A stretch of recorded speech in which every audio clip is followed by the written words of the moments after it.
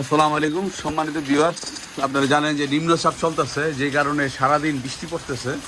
বৃষ্টির জন্য কোথাও বেরিতে পারি না। আর এই আপনারা খামারের আপডেট জানতে চেয়েছেন অনেকে। খামারে আমি গেছিলাম গত বৃহস্পতিবার দিন গেছিলাম, এবং বৃহস্পতিবার রাত্রে ছিলাম।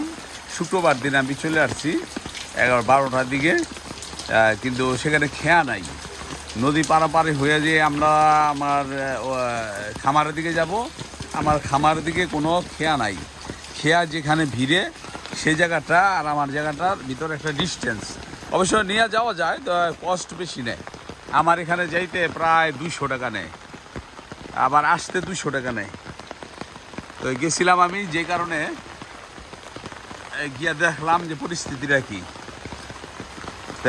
ওই নাইল্লা ঘাসগুলি খুব দ্রুত গতিতে বইলা যায়। আমি যে গরুর জন্য ঘাস বুনছি